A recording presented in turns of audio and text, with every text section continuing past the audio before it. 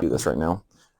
Okay, Earth science time. We're going to talk today about geologic time. So the first thing we're going to do, I'm going to get myself a little bit more combobulated. I want to hand these out to you. I was going to lick my finger, but I was just touching the unicorn booger, and so I don't want to do that. This is your copy, keep it, put your name on it, of the International Chronostratigraphic Chart, which I will refer to as the geologic timescale. I'm going to hand these out, and I'm going to show a picture of it to... This is a new one. I used to use the one from 2009. They updated it. This one's from 2020. Would you also hand these to those 4 people? Yes. Over there. Thank you. Okay, so this is what we're working with, and these I can't actually see if this is showing up on camera because of I can't see. Yes. Put it back. Oh, okay. Aye. A little closer. There you go. Okay. So this is the International Chronostratigraphic Chart. Chronostratigraphic. Do you know your Greek? What's chronos mean? Okay, you don't know your Greek. Yeah. No. That's with the K. This is chronos. No, that's with the K. Time. Chronological order. A chronometer is a clock. It's a measure of time. Stratigraphic referring to stratigraphy, which is the study of layers of rock. And so we're relating time to the layers of rock and also to the fossil record. And so you can see on here, first of all, where is the oldest part of this chart? The right. Yeah, the right-hand side on there are 4 columns. Right column on the bottom is the first era of geologic time. So today, let me start from the way we usually start. We're talking about all of Earth's history today. Not literally everything, but the sum total. I don't know. The expanse of Earth's history, but not in the details of Earth's history at this time yet. We will talk about some details, but I'm obviously not and also incapable of talking about every event that has occurred in Earth's history, but we are talking about the entirety of Earth's history, whether or not it's the totality of Earth's history. Maybe that's a good way to say it. Well, we're going to start at the beginning, when the world was without form and void. When would that be on this chart? The Hadean. And tell me at what time, how long ago, that's what we're talking about, how long ago was that? It says squiggle 4600, but it doesn't have a unit except for if you go to the top of that line, the unit says MA. And what's MA? Million years. So with one thing we're talking about first is that we have these abbreviations, kilo annum, 1,000 years, and we abbreviate that lowercase k, capital A.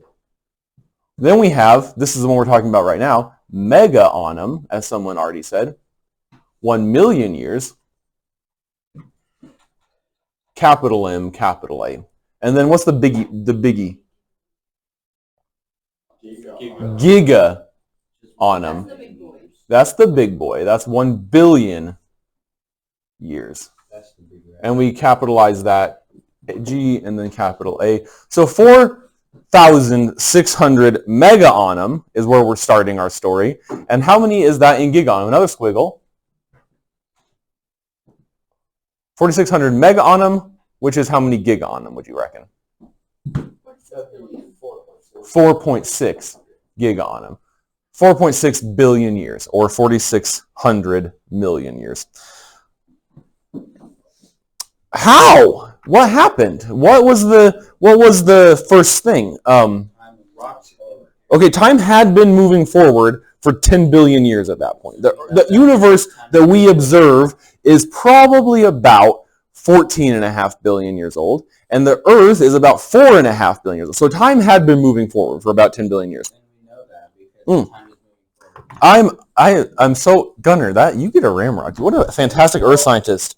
We know that time was moving forward then because time is moving forward now. And okay, so could you say, sure, but back then time was different? You can, but the most parsimonious, the cheapest explanation, the one that makes the fewest assumptions, is that time is moving at a rate of 1 second per second right now, and so it had been back then also. That's how we know, that I should say, that's one of the pieces of evidence that tells us that time was the way it was then. But Gunnar asks a great question, and he answered his own question in part. But the great question was, how do we know? Actually, that we should have started the entire class with that. This is the question of not only the Earth scientist, but of every scientist. How do we know? Basically, what is there? What was the What evidence? What evidence is there? And in science specifically, we're talking about what observable evidence. What can we, with our senses, our little fingies and our eyeballs and our ears, etc., what senses can we use to observe the evidence? That's what science is about. Taking observable phenomena and formulating an explanation based off of that. Now, I'm going to give you the version of the spiel that makes it so you aren't, and your mom and dad are not mad at me. Could there be, I'm not saying is there, I'm asking you, could there be things about the universe that are unobservable, that we can't see and hear and feel with our natural senses? Yeah, there could be. Okay, but that's not what science is. And that doesn't make it bad, that's just not what science is. So things like, is this Rihanna song the best Rihanna song? Or more importantly and more to the point, is there a God who involved himself or herself or they self into this? Not within the realm of science. Okay, so that doesn't mean it's bad or a stupid question. It just means that's not what science is about. It's not within the realm of science. So we're dealing with what observable evidence is there. The specific question was, how do we know time was moving back then? We can't go back in time. And the answer is, time is moving like that now. How do we know that this is how old the Earth is? What evidence is there for that? Let's talk about it. Okay, yeah, that's one of them. A specific kind of isotope called zircon. It would have a number, but I didn't look it up because I'm not very smart. Uranium, maybe. Potassium. Any of these, I do know the potassium one is potassium-40. Any of those long-lived isotopes that we can see in a rock that tells us this rock has been aging for, some of them, 3 billion years, or maybe 500 million years, but a specific rock telling us that this rock has been solid, that is, since the time this rock was last melted, it has been this long based on radioactive isotopes. That's kind of absolute age dating. Good. What other evidence is there for this age of the Earth?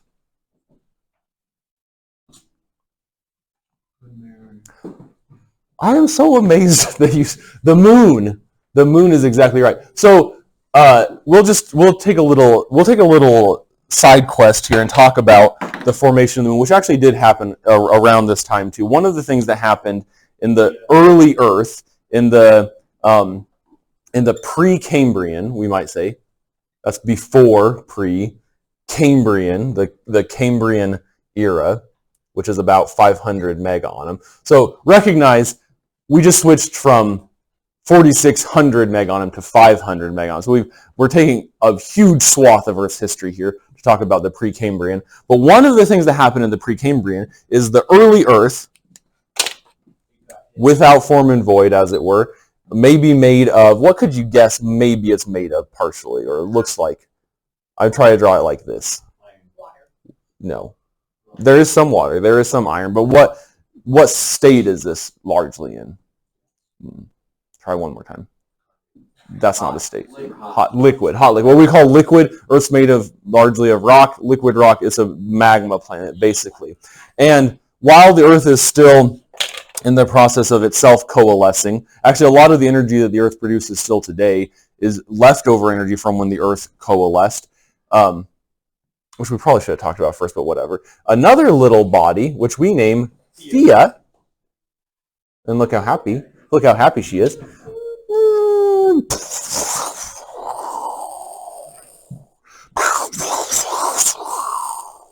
And then, after that, they both cool down. And this is not Thea now. This is the brand new moon. This is the moon. And so, a simple question, what kind of stuff is the moon made out of? Answer in a sentence frame, the same as Earth. Yeah, it's the same stuff as Earth. And so if we can use these methods on the moon, these radioactive isotope methods on the moon, they usually turn back results of this body is about 3-point-something billion years old. And so that's another piece of evidence that this happened about that long ago. What's another one, do you think, a piece of evidence that the Earth is about this old? What other astronomical bodies might we be able to use this stuff. No, we can't just take like a bite of the sun. We're going to operate on the assumption that when the Earth was forming, other solar system bodies were forming too. And so what other solar system bodies do we sometimes have the ability to interact with? Mars, a little bit, yeah. So we could put Mars in here. Moon / the Mars. Not so much Mercury. No, I'm talking about little babies. The rings around Saturn. No. Little tiny little smidgets that sometimes come to us. Asteroids. Yeah, meteors, asteroids, that kind of thing. So an asteroid is a specific rock within the belt of objects between Mars and Jupiter. Meteorite is if that object falls to planet Earth and we actually can see it now and touch it, observe it, that is a meteorite. It's a meteor as it's coming into the sky. It's a meteoroid when it's out in outer space, and when it falls to the ground, it's a meteorite. So using this with this, a lot of these that we can date turn back this age, which means that probably the solar system is about that age. And how did the solar system form? Well, what do you think? You should already probably know this from 8th grade science, but yeah, and that's like, that's a kind of unromantic way to talk about it, but it started as a cloud of spinning and self-gravitational gas and dust, and then within that cloud of gas and dust, the middle part, so we got that same thing, but now the middle has kind of compressed a little, quite a lot actually, due to the force of largely gravity. The sun starts stellar fusion, and then the remaining gas and dust, which is still spinning, BT dub, itself coalesces into, there's the sun now. Now we got some little planets, and there we got some little planets. And just like in gold panning or in a centrifuge, the more dense stuff, I should say, stays towards the middle, and the lighter stuff moves to the outside, and that's why the outer planets are gas giants. Yes? Don't they say that a lot of crystals and other rocks are from asteroids that are non-native? I thought moldavite came from asteroids. Some of them do, yeah. They're, I would say, pretty rare. But there's a really interesting thing that if you remind me when we talk about the impact that caused the long-term, the permanent retirement of the dinosaurs, we'll talk about an asteroid, a layer of that iridium that was evidence for that. Possibly, yeah. That's a great point, and it is on your test, and we'll talk about that when we watch the video too. But that hypothesis is called the panspermia hypothesis, where maybe amino acids and proteins actually developed elsewhere, and asteroids or meteors carried them to planet Earth, and that's a possibility. So the solar system formed in this way, and one of these little guys is your boy Earth. It's like on Animal Crossing. I was just going to say. What? I don't understand the relationship. Okay, so in the Hadean time of the Earth, Hadean means relating to Hades, right? It's the time when Earth was more or less a hellscape. Yeah, it was. Hades, of course, is one of the Greek words that those people used as hell, like the afterlife. But it's kind of like, it's the Greek word for the kind of classic Christian mythology of hell with fire, and so the Earth being, as it were, on fire at that time is named Hadean. That Hadean eon, and that's another word we should talk about is this idea of eons, and then eras, and then periods. So if you look here, we have on the top here, we have names of these individual divisions. So we have an eonothem, which we usually just call eons. You see it says /eon. Erathem, which we just call eras, and system, or period. And we usually in America call them periods. And then those periods are divided into epochs, or epochs in American English, and those epochs are divided into ages. And so within, you can see all this time is Precambrian time. It's kind of a lump. And then the Precambrian time is broken up into the Hadean eon. What's the next eon of Earth's history? Archean eon. You should probably write these down. Archean eon. And then the Proterozoic eon. And then we lump these together as I just had in purple, Precambrian. And then the next eon, which is the eon we're still in, is the Phanerozoic eon. So Hadean relating to hell, Archean, it means ancient, Proterozoic means early or before life, and Phanerozoic means fullness of life. Zoos is the Greek word for life. The Phanerozoic eon then is broken up into these different whats. The Phanerozoic eon is broken up into whats? Eras. And so we have the Paleozoic, old life era, the Mesozoic, define it or translate it. If Paleozoic is old life, Mesozoic is probably middle life era, and then the Cenozoic, not more like recent, like the word recent is a cognate with Ceno, so Cenozoic era. And then each of these is broken up into periods. How many are there in this? 1, 2, 3, 4, 5, 6.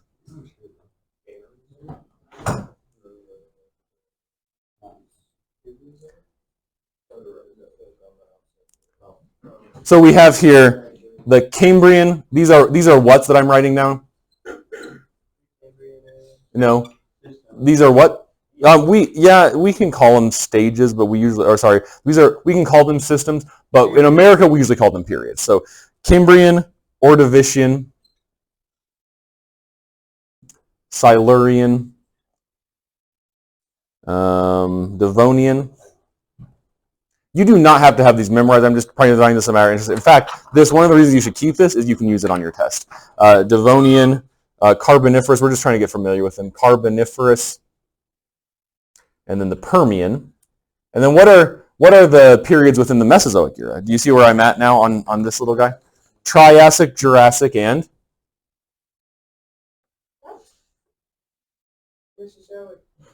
Triassic, Jurassic, and you have to go to the next line. Maybe I should have explained this before, but we go from the right bottom up, and then this one bottom up, this one bottom up, and then near right Cretaceous period, which is still in the yes, good. And then we break up the Cenozoic into the Paleogene and Neogene. That's the newest way. We used to break it up into the Tertiary and Quaternary. This is old, and then we also have those different series within it. Or sometimes we use the series of Paleocene, Eocene, Oligocene, Miocene, Pliocene, Pleistocene, Holocene. So this is how we break up Earth history, but why? Why do we use these random words? And I want to make something clear to you. This is not like a calendar where each of these is worth a certain amount of time, right? These are not all 30 million years or something. So how do we break them up? What defines, for instance, the end of the Proterozoic and the beginning of the Phanerozoic, or the end of the Cambrian and the beginning of the Ordovician? How do we define those places, those breaks? Yeah, not always extinctions, but justice is vaguer and righter. Big event. Something big happens.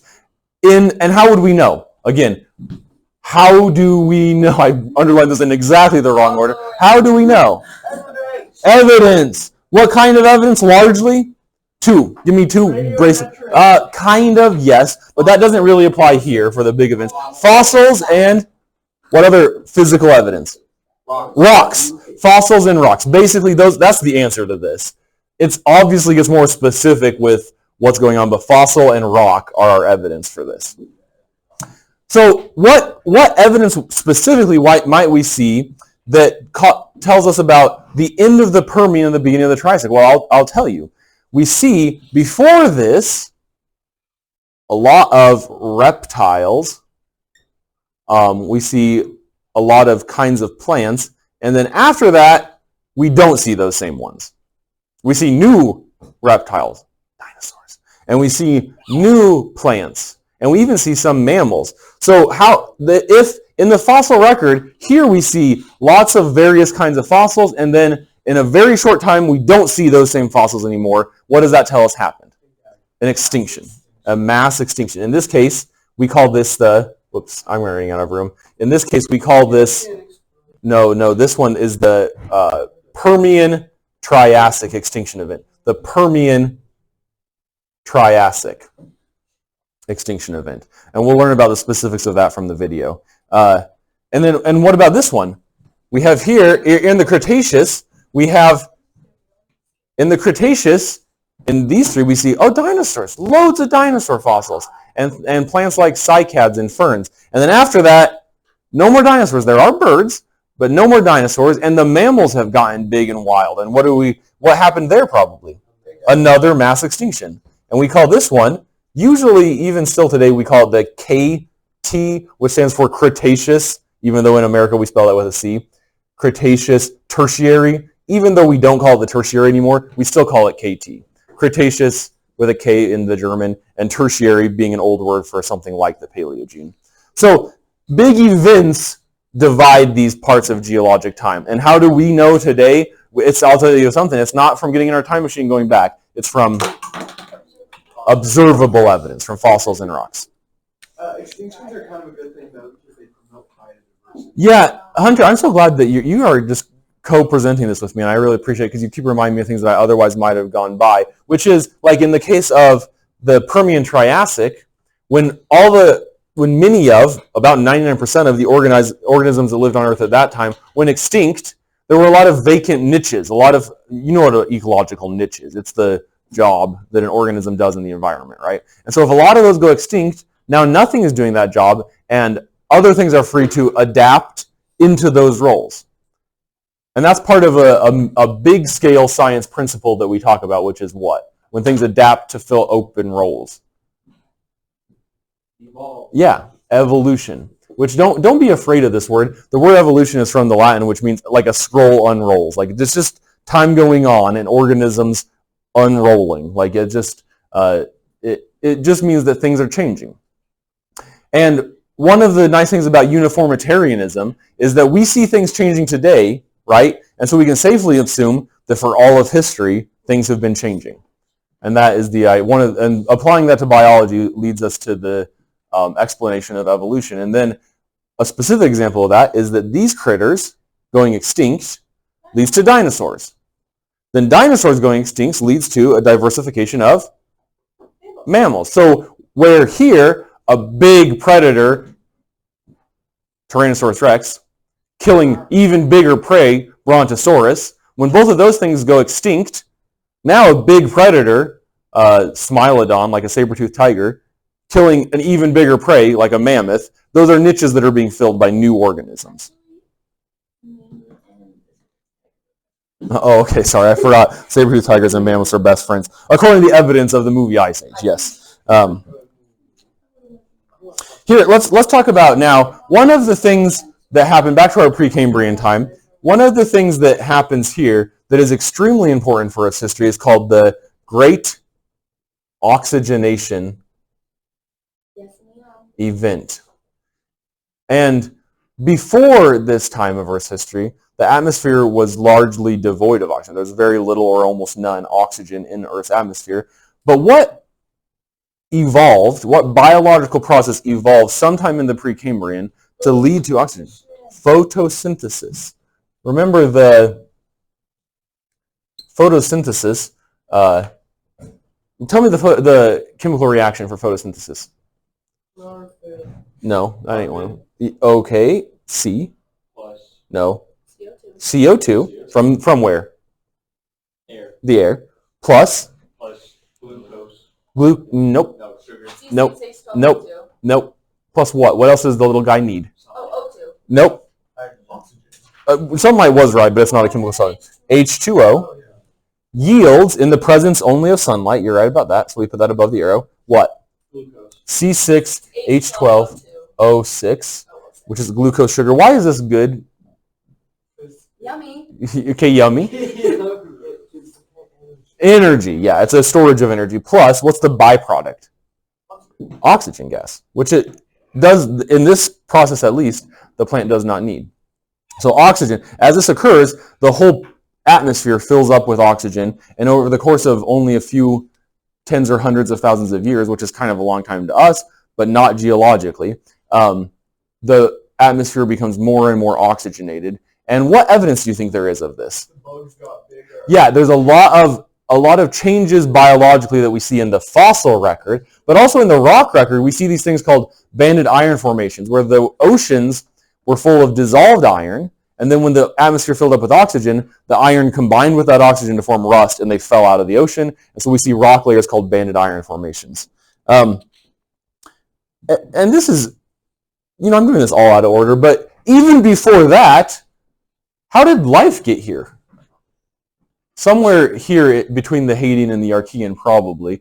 Life in general sprang up. Yeah, but the real answer is what? Even though we do our best to provide evidence, say the rest of the sentence. How did life start? We don't know. We don't know for sure. No one knows for sure. Life? Question mark. What are some hypotheses? Well, one of them was the panspermia we talked about before. Panspermia. Also, maybe something like, this term is out of favor, but primordial soup, where there's just, maybe at someplace like in the ocean, a black smoker, there's just a lot of chemicals going on there, and energy from either a hydrothermal vent or maybe a lightning strike or who knows, causes some of those to combine into amino acids, which then can combine into proteins, and as soon as those proteins start to self-replicate, that's life. What else could it have been? Okay, but that, maybe, we just don't know, right? And not only is there no evidence for how this happened, there's no way we can find evidence. Like maybe even if we find evidence of, this is a primordial soup from this time, well, it couldn't be the only one. We just don't know. There's no way, since this is a determinative event, there's no way for us to say, yes, this is the exact moment it started. We have absolutely no idea. And so, if this is a place where you want to fit in something unobservable, that's a very common thing to do, that we can sometimes see, or we can choose to see supernatural or hypernatural guidance in that, maybe. Is it necessary for an actual explanation of the way the world? No, but that's part of the beauty of it, is that even though it's not necessary, it could still be true. So life, what evidence is there that there is life, though? Us. Yeah, we see it now. So remember, back to uniformitarianism, the fact that there's life now, and that we safely assume there was life yesterday, some of us even experienced that, and that we can safely assume even though we weren't there was life 1,000 years ago, or 10,000 years ago, or 10 million years ago, the fact that there's life today means that at some point, life started. That's pretty good evidence. Life now means there was life then. The fact that life is different now than it was yesterday, or 10 years ago, or 10,000 years ago, is pretty good evidence for evolution. Trying to think of what else needs to be talked about. Was the Earth itself static during the time? We talked a lot about the changes in life on Earth, but did Earth itself stay the same from the Hadean all throughout this? No. What was going on with planet Earth itself, and how did those changes occur? Yeah, largely what, though? What is the main force that changes the surface of planet Earth? Not so much gravity, and not the rotation. Yes, that's it. Plate tectonics.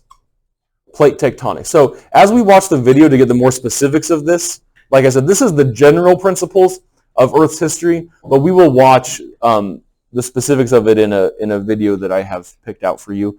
The two kind of things that it looks at are biological changes over Earth's history and geological changes over Earth's history. That is, changes in life and changes in the actual planet Earth, and the forces that cause that.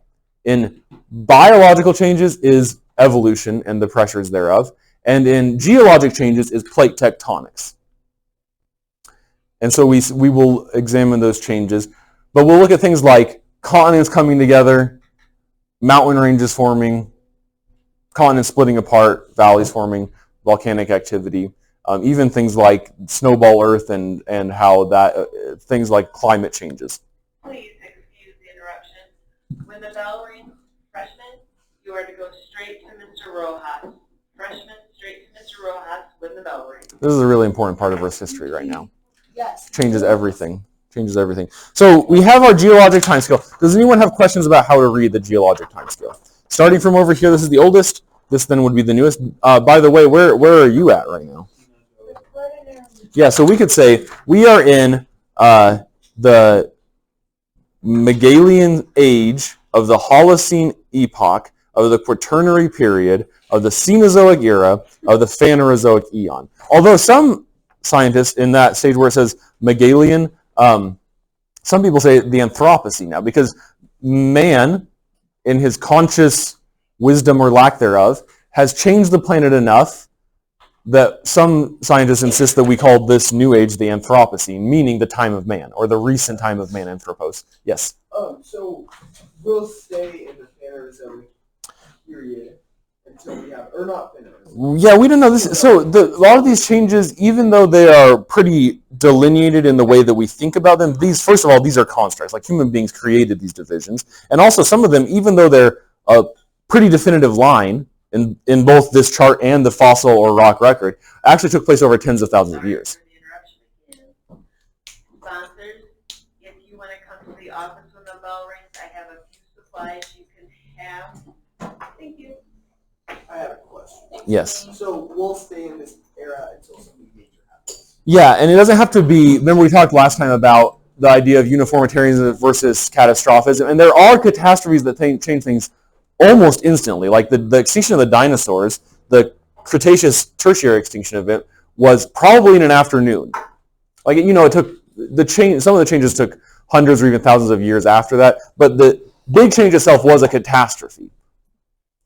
So maybe there'll be something like that changes the eon or the era, but we don't know. We don't know the future, even less than we know the past. Kendall.